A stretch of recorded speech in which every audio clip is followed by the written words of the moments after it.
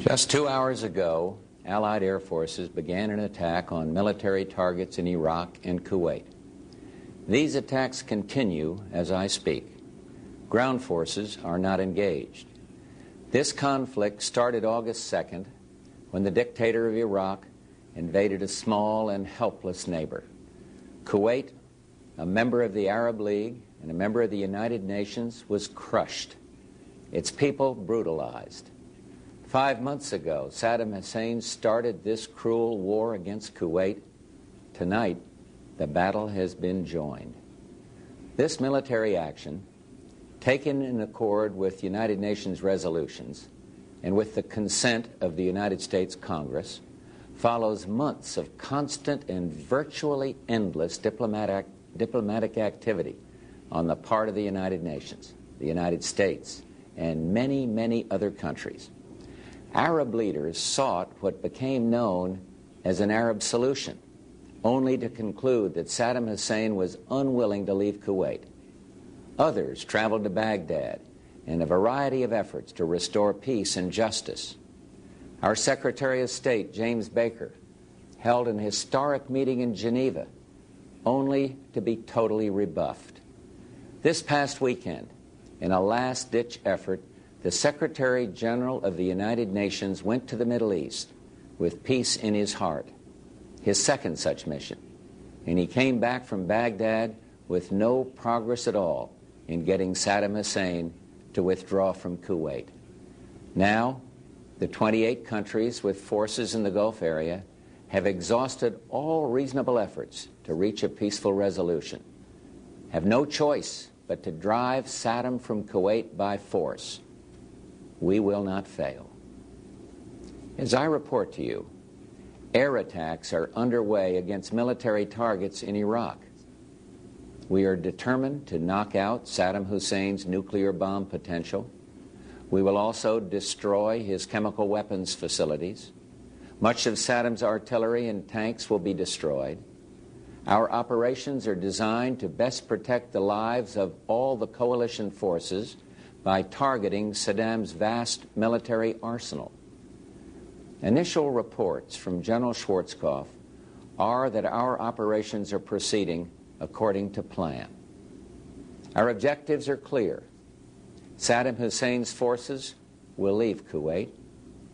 The legitimate government of Kuwait will be restored to its rightful place, and Kuwait will once again be free. Iraq will eventually comply with all relevant United Nations resolutions, and then, when peace is restored, it is our hope that Iraq will live as a peaceful and cooperative member of the family of nations, thus enhancing the security and stability of the Gulf. Some may ask, why act now? Why not wait? The answer is clear. The world could wait no longer. Sanctions, though having some effect, showed no signs of accomplishing their objective. Sanctions were tried for well over 5 months, and we and our allies concluded that sanctions alone would not force Saddam from Kuwait. While the world waited, Saddam Hussein systematically raped, pillaged, and plundered a tiny nation, no threat to his own. He subjected the people of Kuwait to unspeakable atrocities, and among those maimed and murdered, innocent children. While the world waited, Saddam sought to add to the chemical weapons arsenal he now possesses an infinitely more dangerous weapon of mass destruction, a nuclear weapon. And while the world waited, while the world talked peace and withdrawal, Saddam Hussein dug in and moved massive forces into Kuwait. While the world waited, while Saddam stalled, more damage was being done to the fragile economies of the Third World, the emerging democracies of Eastern Europe, to the entire world, including to our own economy. The United States, together with the United Nations, exhausted every means at our disposal to bring this crisis to a peaceful end. However, Saddam clearly felt that by stalling and threatening and defying the United Nations, he could weaken the forces arrayed against him. While the world waited, Saddam Hussein met every overture of peace with open contempt. While the world prayed for peace, Saddam prepared for war. I had hoped that when the United States Congress, in historic debate, took its resolute action, Saddam would realize he could not prevail and would move out of Kuwait in accord with the United Nations resolutions. He did not do that. Instead, he remained intransigent, certain that time was on his side. Saddam was warned over and over again to comply with the will of the United Nations, leave Kuwait or be driven out. Saddam has arrogantly rejected all warnings. Instead, he tried to make this a dispute between Iraq and the United States of America. Well, he failed. Tonight, 28 nations, countries from 5 continents, Europe and Asia, Africa and the Arab League, have forces in the Gulf area standing shoulder to shoulder against Saddam Hussein.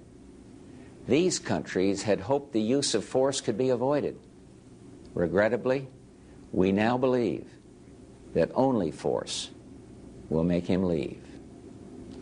Prior to ordering our forces into battle, I instructed our military commanders to take every necessary step to prevail as quickly as possible and with the greatest degree of protection possible for American and Allied servicemen and women. I've told the American people before that this will not be another Vietnam. And I repeat this here tonight. Our troops will have the best possible support in the entire world, and they will not be asked to fight with one hand tied behind their back. I'm hopeful that this fighting will not go on for long, and that casualties will be held to an absolute minimum. This is an historic moment. We have in this past year made great progress in ending the long era of conflict and Cold War. We have before us the opportunity to forge for ourselves and for future generations a new world order, a world where the rule of law, not the law of the jungle, governs the conduct of nations. When we are successful, and we will be, we have a real chance at this new world order, an order in which a credible United Nations can use its peacekeeping role to fulfill the promise and vision of the UN's founders. We have no argument with the people of Iraq. Indeed, for the innocents caught in this conflict, I pray for their safety. Our goal is not the conquest of Iraq. It is the liberation of Kuwait. It is my hope that somehow the Iraqi people can, even now, convince their dictator that he must lay down his arms, leave Kuwait, and let Iraq itself rejoin the family of peace-loving nations. Thomas Paine wrote many years ago, "These are the times that try men's souls." Those well-known words are so very true today. But even as planes of the multinational forces attack Iraq, I prefer to think of peace, not war. I am convinced not only that we will prevail, but that out of the horror of combat will come the recognition that no nation can stand against a world united. No nation will be permitted to brutally assault its neighbor. No president can easily commit our sons and daughters to war. They are the nation's finest. Tonight, as our forces fight, they and their families are in our prayers. May God bless each and every one of them and the coalition forces at our side in the Gulf, and may He continue to bless our nation, the United States of America.